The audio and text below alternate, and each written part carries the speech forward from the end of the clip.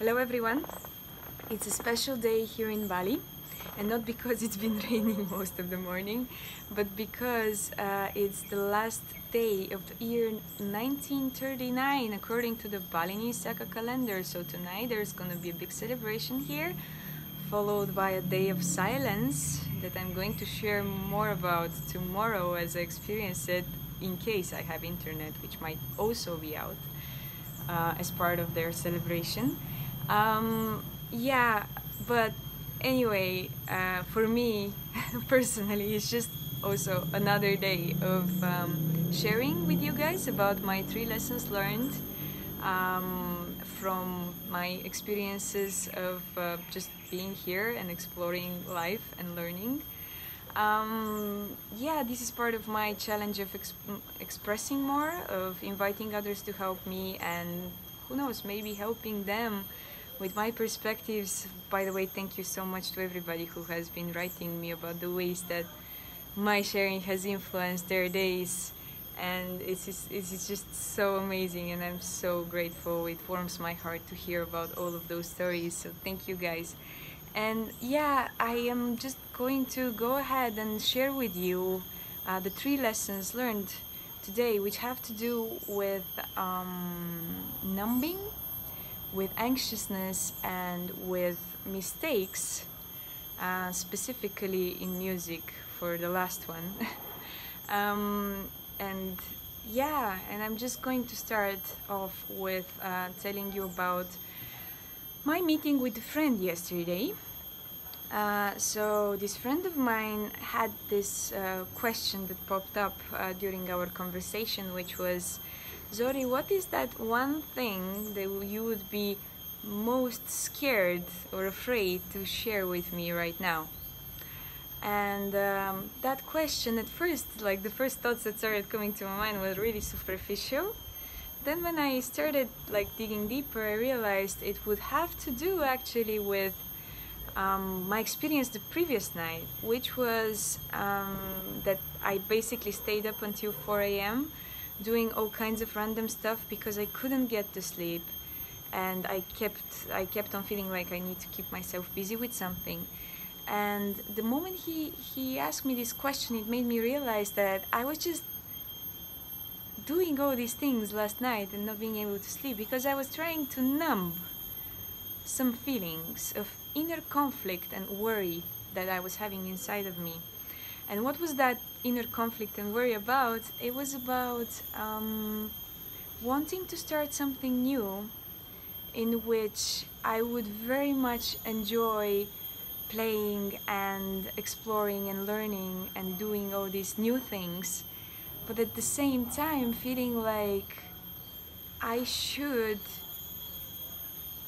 find a way to make a living from these things so that I don't end up having to do other stuff that I might not enjoy that much, to support myself. And so kind of having this anxiety really about, can I play and also make a living, and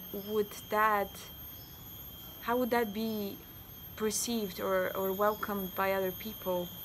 And it was actually a big struggle for me because it's also related to some previous patterns as I've observed of self-sacrificing and giving without caring of how much and whether I receive at all. And it's just this dynamic of giving and receiving that makes me so uncomfortable, of not knowing how to receive, and like the way that this also ties up to my feel of self-worth in a way. And all of these thoughts were like just started flooding me, and I realized that, you know, all of this sleeplessness and anxiety I've been going through had to do with this inner conflict, and expressing it to him, you know, was so liberating. And actually I asked him for advice on this, and he gave me an amazing advice about it, that had to do with just you know, acting from a place of knowing that what I'm doing is worth. And yeah, and just being willing to face that discomfort of charging for it. So this was the first lesson learned yesterday, which was about yeah, that looking at the scariest thing that I might not really want to share with others as actually the way out of my experience of anxiety and numbing. So yeah, that's my first lesson, people, listen, okay. The second lesson had to do with anxiety, but another anxiety actually, which was yesterday I took up the challenge of leading improvisational theater session for the first time ever in my life.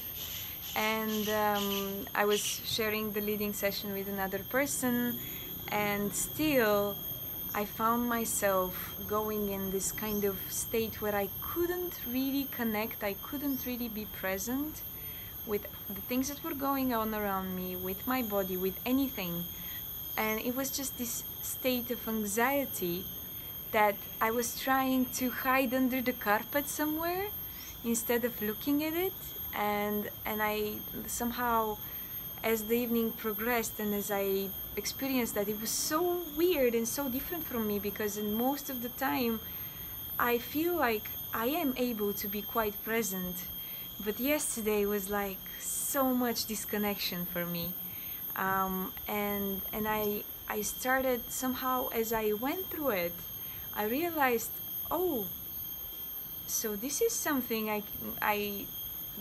this is something that I've never really realized about appearing in front of people, that it robs me out of my ability to be present and connect. And so I had this, like, the moment I realized it, I tried to start stepping back and like really scanning my body, seeing how I feel, connecting to myself, and then looking and really making eye contact with people as a way to connect with them as well. And still it was so hard, it was so freaking hard. So yeah, I would really love to hear about your experiences with this, and how do you guys come back to the present in those kinds of moments when you feel really anxious and you feel like those emotions you're going through are not really welcome and not really helpful when you're having the responsibility, for example, to stand in front of people and share something. Yeah, so that was my second lesson learned, which was that anxiety is just a state of disconnection, and so there might be different strategies that we can use to come back to being connected and seeing that anxiety as it is. Yeah, and exploring those.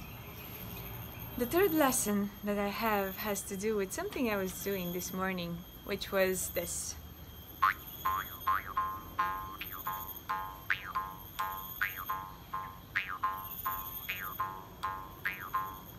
And as I was doing it, at some point I made a mistake.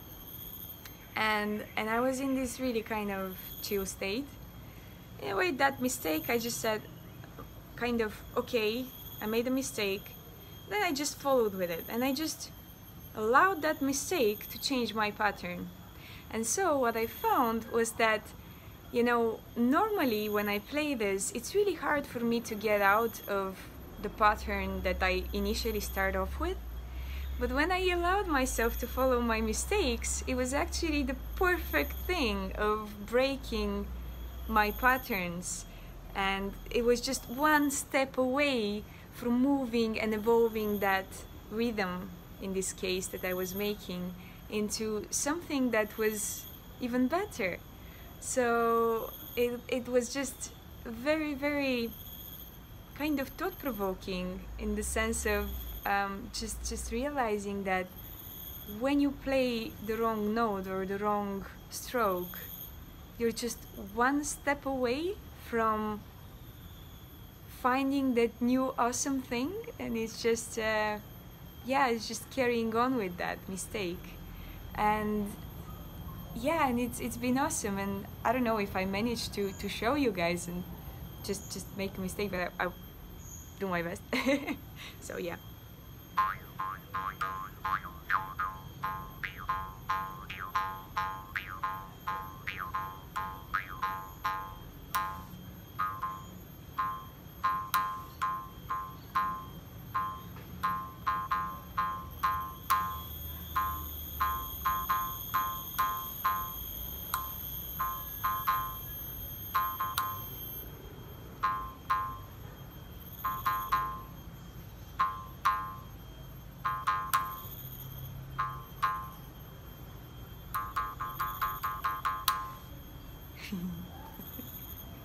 Yeah, that's been me and this piao piao thing that I don't even know its name.